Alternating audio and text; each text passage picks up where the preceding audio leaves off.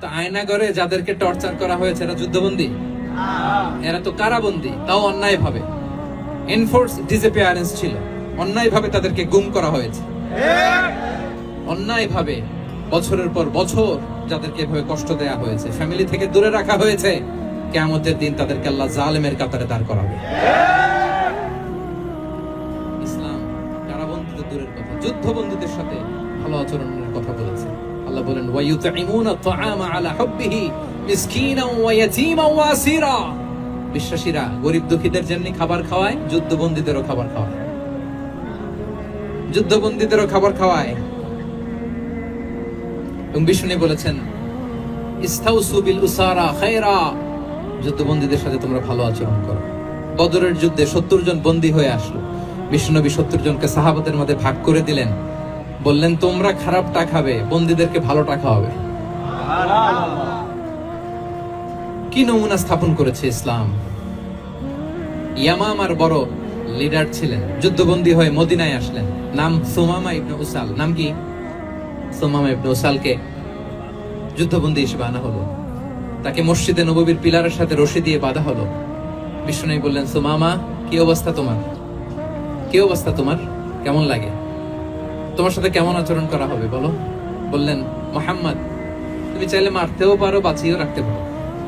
বিষ্ণু বললেন সুমামা, এ দুনিয়াটাই শেষ নয়, আখিরাতে বিশাল এক জগৎ পড়ে আছে। তুমি যদি শাহাদা বাক্য পড়ো আমাদের ভাই হয়ে যাবা, তোমার সেফটি সিকিউরিটির দায়িত্ব আমাদের, আমরা তোমরা সবাই মিলে এক। তারপর একে একে বিশ্বনবী তার সাথে ইসলামের সৌন্দর্যগুলো তুলে ধরলেন। সালাত কি, যাকাত কি, এগুলো বুঝালেন। বাড়িতে যেয়ে বললেন সবচেয়ে ভালো খাবার রান্না করো, একজনকে দিয়ে মসজিদে পাঠালেন। যুদ্ধবন্দীর সাথে কি আচরণ দেখছেন। এরপরের দিন বিশ্বনবী আবার তাকে ইসলামের দাওয়াত দিলেন। এরপর বাড়িতে এসে একজনকে বললেন, যাও আমার ওই উটের দুধ দহন করে তাকে এক পেয়ালা গরম দুধ দিয়ে আস। আমরা জামাইকেও তো এরকম সমাদর করি না, কি বলেন? তৃতীয় দিন বিশ্বনবী আবার খাবার নিয়ে গেলেন, আবার ইসলামকে তুলে ধরলেন। সুমামা তো অবাক, যুদ্ধবন্দীদের সাথে মুসলমানরা এরকম আচরণ করে। 3 বছর বিশ্বনবীর 3 দিন ধরে লাগাতার যখন ইসলামকে প্রেজেন্টেশন শেষ, বিশ্বনবী বললেন যাও এবার সুমামা ইবনে উসালের রশিটা খুলে তাকে ছেড়ে দাও। সাহাবারা বলেন কি ইয়া রাসূলুল্লাহ, ভয়ঙ্কর, বিশ্বাসঘাতকতা করবে, মেরে ফেলবে আমাদের। বিশ্বনবী বললেন না, আমি যা জানি তোমরা তা জানো না, ছেড়ে দাও। সুমামাকে ছেড়ে দেয়া হলো। সুমামা বের হলেন মসজিদ থেকে, ফিরে তার ভূখণ্ড, তার এলাকা ইয়ামামাতে তিনি গেলেন না। মদিনার মসজিদে নবীর পাশে খেজুর বাগানের পাশে তিনি অজু করলেন, গোসল করলেন, অজু করলেন।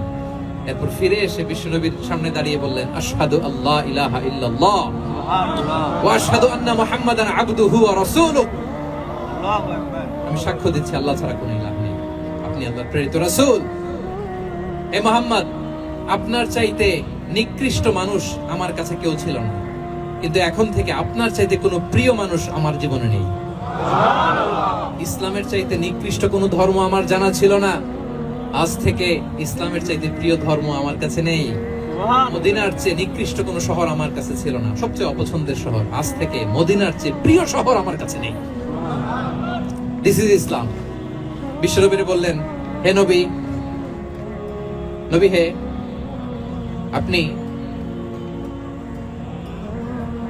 আপনি আমাকে উমরার অনুমতি দিন। তিনি উমরা করতে গেলেন। বিষ্ণু তাকে তালবিয়া শিখিয়ে দিলেন। এই প্রথম কেউ মুসলিম, সুমামা ইবনে উসাল, উনিই প্রথম মুসলিমদের মধ্যে উমরা করেছেন তালবিয়া পড়তে পড়তে, লাব্বাইক আল্লাহুম্মা লাব্বাইক পড়তে পড়তে। উমরা করার শেষে ইয়ামামা থেকে গম আসতো মক্কায়, ওই গম পিষে রুটি বানিয়ে মক্কাবাসী খেয়ে বেঁচে থাকতো। উনি ঘোষণা দিলেন, মুহাম্মাদের অনুমতি ছাড়া ইয়ামামার একটি গমের দানা আজ থেকে মক্কায় পৌঁছবে না। সুবহানাল্লাহ পড়বেন না? এই যে আমেরিকা যে ইকোনমিক স্যাংশন দেয়, এটা শিখছে সুমামা উমামা ইবনে উসাল রাদিয়াল্লাহু তাআলা আনহুর কাছ থেকে। আল্লাহু আকবার। তিনি বললেন একটা গমের দানা পৌঁছবে না মক্কাবাসীতে, ওনারা আর রুটি খেতে পারে না। গমের দাম বেড়ে গেল। বিষ্ণুর কাছে চিঠি লিখে পাঠালেন, হে মুহাম্মদ, তুমি যদি উমামারে না বলো আমরা না খেয়ে মরবো। পরে বিশ্বনবীর হস্তক্ষেপের মধ্য দিয়ে আবার ইয়ামামা থেকে গম আসা শুরু হয়েছে। সুবহানাল্লাহ পড়ে। প্রিয় ভাইয়েরা, তাহলে বন্দীদের সাথে, যুদ্ধবন্দীদের সাথে বিশ্বনবীর আচরণ কেমন ছিল টের পেয়েছেন? অনুধাবন করতে পেরেছেন? কষ্ট হচ্ছে আপনাদের?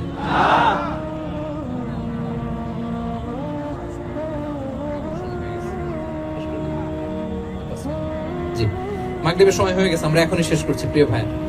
ভিক্ষুকের সাথে তিনি কি আচরণ করতেন দেখেন। বিশ্বনবী আর 2-1 মিনিট মিস করবেন না, এই 2-3 মিনিট এদিক সেদিক তাকাবেন না। ভিক্ষুকের সাথে কি আচরণ, বিশ্বনবী কখনো না বলতে পারতেন না। কেউ হাত পাতলে কি বলতে পারতেন না? পারতেন না।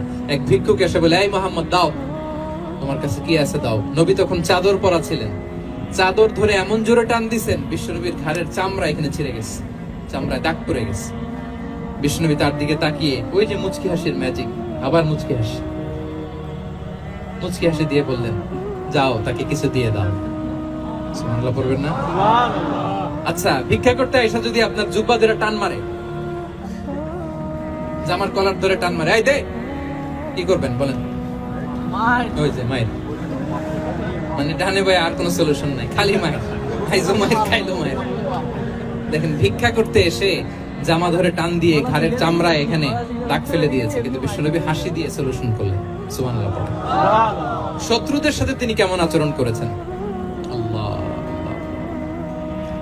তায়েফের ময়দানে রক্তাক্ত হয়েছেন, রক্তাক্ত। পাহাড় রক্ষী ফেরেশতারা বলে, নবী আপনাকে রক্তাক্ত করেছে? তায়েফে কেন গেছিলেন বিশ্বনবী? জমির বায়না করতে না? তায়েফে জমি কিনতে গেছিল না? তায়েফবাসীকে জাহান্নামের আগুন থেকে বাঁচাতে রক্তাক্ত করা হয়েছে। পাহাড় রক্ষী ফেরেশতারা বললেন, নবী একটা আদেশ দেন, 2 দিক থেকে চাপা মেরে পুরো তায়েফবাসীকে মাটির সাথে মিশিয়ে ফেলবো, মাটির সাথে মিশে যাবে। বিশ্বনবী বললেন, না না, তারা হয়তো ঈমান আনে নাই, তাদের ভবিষ্যৎ প্রজন্মের কেউ না কেউ লা ইলাহা পড়বে, কেউ না কেউ লা ইলাহা জপবে। তাই হয়েছে। তায়েফে যদি যান, আল্লাহু আকবার, মসজিদ আর মসজিদ, শান্তি আর শান্তি। আল্লাহু আকবার। উহুদের ময়দানে দাঁত শহীদ হয়েছে, রক্তাক্ত হয়েছে, হেলমেট ভেঙে কপালে পাথর ঢুকেছে। ফেরেশতারা বললেন, আদেশ দেন উহুদ পাহাড় তাদের ঘাড়ের উপরে বসিয়ে দিন। বিষ্ণু বললেন না, বিষ্ণু বললেন না, আল্লাহুম্মা হদি কওমি ফাইন্নাহুম লা ইয়ালামুন। আল্লাহ আমার কওমকে ক্ষমা করে দেন, ওরা বুঝে নাই। দেখেন, শুধু ক্ষমাই চান নাই যে আল্লাহ ওদেরকে মাফ করে দেন, ওদের হয়ে কৈফিয়ত দিয়েছেন আল্লাহকে, এক্সকিউজ দিয়েছেন। আল্লাহ কেন কেন ক্ষমা করবেন? কারণ ওরা বুঝে নাই। এক্সকিউজ দিয়েছেন, তাদের হয়ে কৈফিয়ত দিয়েছেন। এই ছিল শত্রুদের সাথে বিশ্বনবীর আচরণ। যুদ্ধের ময়দানে ঘোষণা দিতেন, খবরদার ওদের নারীদের গায়ে হাত দিবে না, শিশুদের গায়ে হাত দিবে না, গবাদি পশু মারবে না, কোন পাদ্রীর গায়ে হাত দিবে না। গোটা বিশ্বের কেউ, কোন যুদ্ধের সেনাপতি যুদ্ধের ময়দানে এমন মানবতা দেখাতে পারে না। চিল্লায় বলেন ঠিক কিনা? 8ম হিজরিতে মক্কা বিজয়ের দিন থার করে কাঁপছিল কুরাইশরা যে আজকে তো আমাদেরকে ক্যাপিটাল পানিশমেন্ট দিবে, ডেথ পেনাল্টি দিবে। বিষ্ণু বললেন, না, লা তাসরিবা আলাইকুমুল ইয়াউম ইযহাবু ফাআনতুমুত তুলাকা। 4-5 জনকে তিনি শাস্তি দিয়েছেন, গণহারে শত শত হাজার হাজার পরিবারকে তিনি ক্ষমা করে দিয়েছেন। বললেন, তোমরা আমার ভাই, ভাই ভাইয়ের সাথে যেরকম আচরণ করবে, ইউসুফ তার ভাইদের সাথে যা করেছে আমি তাই করবো, আমি ক্ষমা করে দিলাম। আল্লাহু আকবার। এ ছিল শত্রুদের সাথে আচরণ। শেষ কথা বলি, শেষ কথা হচ্ছে প্রাণীর সাথে বিশ্বনবীর কেমন আচরণ ছিল। প্রাণীর সাথে একবার এক আনসারের খেজুর বাগানে ঢুকলেন, ঢুকে দেখেন একটা উট কাঁদে। কি কাঁদে? কানে কানে এসে বিশ্বনবীকে কি যেন বলে যায়। বিশ্বনবী রেগে বললেন, এই উটের মালিক কে? এক আনসারী সাহাবী বললেন, ইয়া রাসূলুল্লাহ আমি। বিশ্বনবী বললেন, তোমার কি ভয় হয় না আল্লাহর? কলিজার মধ্যে আল্লাহর ভয় নাই? আল্লাহ তাআলা দয়া করে ওটের মালিক তোমাকে বানিয়েছে, ওট কানে কানে এসে আমাকে বলেছে তুমি তাকে কয়দিন ধরে খাবার দাও নাই, আর তাকে দিয়ে কাজ করিয়েছ অনবরত। খবরদার, কিয়ামতের দিন আল্লাহ তাআলা জালিমের কাতারে তোমাকে দাঁড় করাবে। প্রাণীর জন্য বিষ্ণু ইসলাম কত দয়াদ্র ছিলেন। জবাই করার সময় বিষ্ণু বলতেন, ইহসানের সাথে জবাই করো, ছুরি ধারালো করে রাখো। কুরবানির সময় আমরা প্রাণীটাকে কি করি? আদর করি না, মেরে ফেলি। বলেন তো, জবাই করা মানে কি? মেরে ফেলতেছি। বিষ্ণু বলেন, ইদা কাতালতুম ফাহসিনুল কিতলা। মারবা ঠিক আছে, কিন্তু মন মতো না, ইহসানের সাথে কতল করো। ওয়াল ইউহিদ্দা আহাদুকুম শাফরাতাহু ওয়াল ইয়ারিহ যাবিহাতাহু। ছুরিটাকে ধার করে রাখো, যাতে করে খুব সহজে তার রুহটা বের হয়ে যায়। সুবহানাল্লাহ। দেখেন, আমরা নিজেদের সাথে একটু মিলাই। বাংলাদেশে দেখেন তো, কুকুর একটা দেখলে আমরা কি করি? হ্যাঁ, হয় লাথি নয় একটা ঢিল। বিড়াল দেখলে কি করি? হয় দাবরানি দেয় নয় দৌড়ানি দেয়। এরকম আছে না নাই? উন্নত দেশগুলোতে দেখবেন রাস্তার মাঝখানে একটা ছোট্ট সাপ, পুরো হাইওয়েতে সবগুলো গাড়ি থেমে গিয়েছে। একটা হাঁসের বাচ্চা বাঁচানোর জন্য, একটা সাপের বাচ্চা বাঁচানোর জন্য, আর আমরা পাখির মতো মানুষকে গুলি করে মারি। মানুষকে আমরা গুলি করে মারি পাখির মতো নির্বিচার। প্রিয় ভাইরা, বিষ্ণু ইসলাম প্রাণীর প্রতি আমাদেরকে দয়াদ্র হতে বলেছেন।